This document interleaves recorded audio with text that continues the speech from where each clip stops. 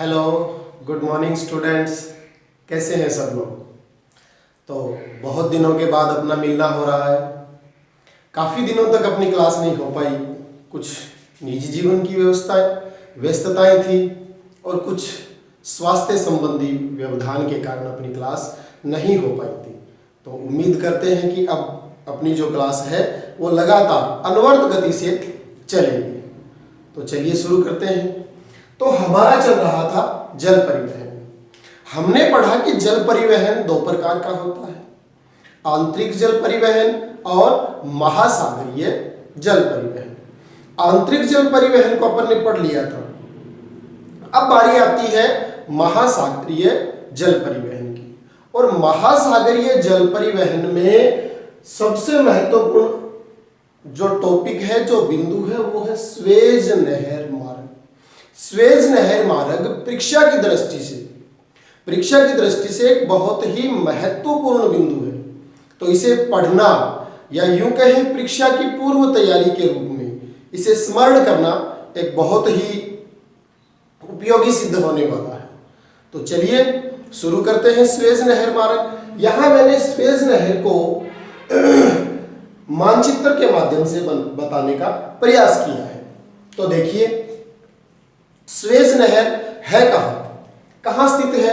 Suez नहर Africa महाद्वीप के उत्तर पूर्व में मिस्र देश में स्थित है। कहां स्थित है? मिस्र में। अब देखिए, मिस्र में ये भूमध्य सागर और ये लाल सागर, भूमध्य सागर और लाल सागर को जोड़ा गया है। भूमध्य सागर और लाल सागर को जोड़ा गया है। जो स्वेज नहर है, इसके उत्तरी बिंदु पर या यूं कहीं इसके जो उत्तर में भूमध्य सागर में जो बंदरगाह है उसका नाम है पोर्ट सईद। क्या नाम है? Port Said. और इसके जो दक्षिण में बंदरगाह है, पोर्ट है, उसका नाम है पोर्ट स्वेज। तो हम कह सकते हैं स्वेज नहर कहां स्थित है? मिस्र में। किसको किससे जोड़ती है? भूमध्य सागर को लाल सागर से जोड़ती है। इसका उत्तरी छोर या यूं कहीं उत्तरी छोर पर स्थित जो बंदरगाह है पोर्ट सईद, और दक्षिणी स्तर पर, दक्षिणी बिंदु पर पोर्ट स्वेज। अब देखिए, स्वेज नहर की उपयोगिता क्या है? जब तक स्वेज नहर नहीं बनी थी उससे पहले ये देखिए, यूरोप, अफ्रीका, एशिया और ऑस्ट्रेलिया, इन देशों के बीच जो अंतरराष्ट्रीय स्तर पर या यूं कहें वैश्विक स्तर पर जो व्यापारिक गतिविधियां संपन्न होती थी, वो देखिए किस प्रकार से होती थी। जब तक स्वेज नहर मार्ग नहीं बना था। तो देखिए, ये इंग्लैंड है, ये फ्रांस। अब ये जो यूरोपीय देश है, यूरोप है, वो विश्व का औद्योगिक दृष्टि से विकसित औद्योगिक क्षेत्र है। तो यहां से जो व्यापार संपन्न होगा वो आप देखिए, जब स्वेज नहर मार्ग नहीं है तो ये मार्ग बिल्कुल यहां से घूमता हुआ भारत, चीन, श्रीलंका, म्यांमार, इंडोनेशिया, ये खाड़ी देश, पाकिस्तान, ऑस्ट्रेलिया, इनके साथ व्यापार संपन्न होगा। देखिए कितना पूरा एकदम अफ्रीका महाद्वीप के चारों तरफ से घूमकर आना पड़ता है। इसलिए जो इंजीनियर थे जिन्होंने इस नहर का निर्माण किया, जिन्होंने इसका खाका तैयार किया, कौन थे? Ferdinand de Lesseps.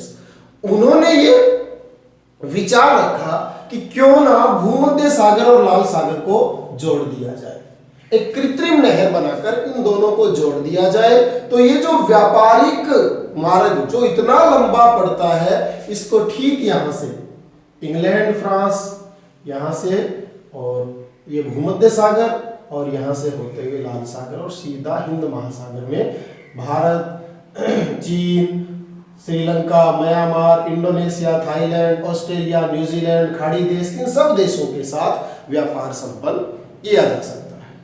तो देखिए कितना लंबा व्यापारिक मार्ग था जो स्वेज नहर के बनने के बाद यहां से सीधा भूमध्य सागर और स्वेज नहर से लाल सागर होते हुए हिंद महासागर में पहुंच गया। तो वैश्विक स्तर पर व्यापारिक गतिविधियों को सुगम बनाने के लिए, या यूं कहें व्यापारिक लागत को कम करने के लिए स्वेज नहर मार्ग को विकसित किया गया। अब देखिए ये अटलांटिक महासागर है, इस अटलांटिक महासागर की इस तरफ यूएसए संयुक्त राज्य अमेरिका, इस तरफ संयुक्त राज्य अमेरिका, कनाडा, इस तरफ इंग्लैंड, ब्रिटेन, फ्रांस, मतलब औद्योगिक रूप से विकसित राष्ट्र, और इनका व्यापार संपन्न होता है विकासशील देशों के साथ। संयुक्त अरब अमीरात, इराक, ईरान, पाकिस्तान, भारत, चीन, Sri Lanka, Myanmar, Thailand, New Zealand, Australia, Indonesia, इन सब देशों के साथ इनका व्यापार संपन्न होता है। तो वैश्विक स्तर पर व्यापारिक आवागमन को सुगम और सरल बनाने के लिए स्वेज नहर मार्ग का निर्माण किया गया है। तो समझ पा रहे होंगे आप लोग कि स्वेज नहर मार्ग की उपयोगिता क्या है, विश्व के कितने देशों के साथ, कितने देशों का व्यापारिक आवागमन संपन्न होता है, और इसकी आवश्यकता क्यों पड़ी, ये कहाँ स्थित है, कौन कौन से सागरों को जोड़ता है, ये इसकी प्रारंभिक जानकारियां आपको मैं समझता हूं कि स्मरण हो गई होगी। अब चलिए हम स्वेज नहर का एक एक करके बिंदुवार भी अध्ययन करते हैं। क्यों? क्योंकि वार्षिक परीक्षा की दृष्टि से ये बहुत ही महत्वपूर्ण टॉपिक है और जो समझने में बड़ा ही सरल है। यदि ये अच्छे से समझ में आता है तो परीक्षा की दृष्टि से परीक्षा में आप पूरे नंबर भी इसमें प्राप्त कर सकते हैं। तो चलिए, स्वेज नहर मार्ग। स्वेज नहर मार्ग विश्व की सबसे लंबी व्यापारिक नहर।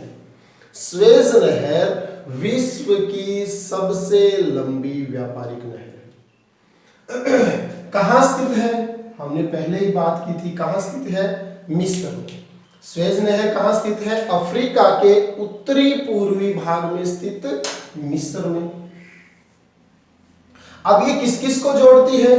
भूमध्य सागर को लाल सागर से जोड़ती है, अटलांटिक महासागर के भाग भूमध्य सागर को हिंद महासागर के भाग लाल सागर से जोड़ती है।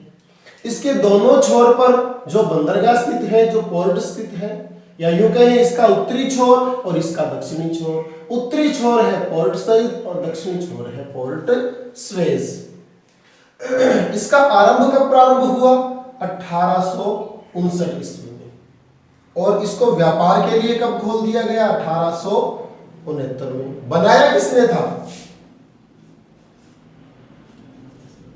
Ferdinand de Lesseps. जिस इंजीनियर ने इसका खाका तैयार किया, या यूं कहीं इसकी ड्राइंग तैयार की, उनका नाम था फर्डिनेंड डी लेसेप्स, जो कहां के थे? फ्रांस के। कहां के रहने वाले थे? फ्रांस के। अब देखिए, ये जो नहर है, इसके आकार की बात करें तो ये 162 किलोमीटर लंबी नहर है। चौड़ाई कितनी है? 60 मीटर, और इसकी गहराई 10 मीटर। 162 किलोमीटर इसकी लंबाई है पोर्ट सईद से लेकर पोर्ट स्वेज तक, और जिसमें प्रतिदिन लगभग 100 जलयान आवागमन करते हैं। प्रारंभिक काल में इसको सिर्फ दिन में ही खोला गया था, उजाले के समय में इसमें व्यापार संपन्न होता था। अब इसको 24 घंटे के लिए खोल दिया गया है। 24 घंटे इसमें व्यापार संपन्न होता है, जिसमें प्रतिदिन लगभग 100 जलयानों का आवागमन होता है। हम पहले बात कर चुके हैं कि एक कृत्रिम नहर मार्ग है, कृत्रिम जल मार्ग है, और जिसका निर्माण किसने करवाया? फर्डिनेंड डी लेसेप्स नामक इंजीनियर थे। कहां के? फ्रांस के। उसके बाद अब देखिए, प्रारंभिक काल में जो व्यापारिक दृष्टि से विकसित जो क्षेत्र था, यूरोपीय क्षेत्र था। यूरोपीय क्षेत्र का माल ही एशियाई, ऑस्ट्रेलियाई, अफ्रीकी देशों में पहुंचाया जाता था। तो प्रारंभ में जब इस नहर मार्ग का निर्माण हुआ तो यूरोप ने इस पर अपना आधिपत्य साबित कर लिया या यूं कहें इसका जो मालिकाना हक था वो किसके पास था? यूरोप के पास। अब देखिए नहर मार्ग बना कहाँ? मिस्र में। मालिकाना हक किसके पास? यूरोप के पास। तो 1956 में मिस्र ने इसका राष्ट्रीयकरण कर दिया। 1956 में मिस्र ने इसका राष्ट्रीयकरण कर दिया और उसको यूएनओ के द्वारा, संयुक्त राष्ट्र संघ के द्वारा 1967 में सहमति भी मिल गई, अर्थात इसका मालिकाना हक किसके पास आ गया? मिस्र के पास। प्रतिदिन इससे 100 जलयानों का आवागमन होता है, जिसके माध्यम से 4 से 5 महाद्वीपों का वैश्विक स्तर पर अंतरराष्ट्रीय व्यापार संपन्न होता है। आगे देखिए, विश्व का सबसे लंबा समुद्री मार्ग, विश्व का सबसे लंबा समुद्री मार्ग कौन सा है? अटलांटिक महासागर। ये कौन सा महासागर है? अटलांटिक महासागर। अटलांटिक महासागर, भूमध्य सागर, स्वेज नहर होते हुए हिंद महासागर के उत्तर पूर्व तक जाने वाला महासागरीय मार्ग विश्व का सबसे लंबा महासागर है। विश्व के सबसे लंबे महासागर को अटलांटिक महासागर, भूमध्य सागर, लाल सागर होते हुए हिंद महासागर तक व्यापारिक स्तर पर संपन्न करने का काम किसने किया? स्वेज नहर ने। तो आप समझ पाए होंगे विश्व का सबसे लंबा समुद्री मार्ग कौन सा है? अटलांटिक महासागर, भूमध्य सागर, जो स्वेज नहर से होते हुए लाल सागर और हिंद महासागर के उत्तर पूर्व तक जाता है। तो स्वेज नहर है, ये अंतरराष्ट्रीय व्यापार के लिए विश्व की सर्वाधिक महत्वपूर्ण नहरी मार्ग है। अब देखिए, विश्व का व्यस्ततम समुद्री मार्ग, ये दोनों चीजें मैंने एक साथ इसलिए लिखी हैं ताकि आप इनको परीक्षा की दृष्टि से एक साथ याद कर सके और लंबे समय तक स्मरण भी रख सके। विश्व का सबसे लंबा समुद्री मार्ग अटलांटिक महासागर, भूमध्य सागर, स्वेज नहर होते हुए हिंद महासागर के उत्तर पूर्व तक। विश्व का व्यस्ततम समुद्री मार्ग उत्तरी अटलांटिक समुद्री मार्ग। तो इस प्रकार से स्वेज नहर जो एक महत्वपूर्ण बिंदु था उसका हमने अध्ययन किया। उम्मीद करता हूं कि आपको अच्छे से समझ में आया होगा और स्मरण भी हुआ होगा। तो मुझे दीजिए इजाजत, मिलते हैं अगली क्लास में। तब तक के लिए जय हिंद, जय भारत, धन्यवाद।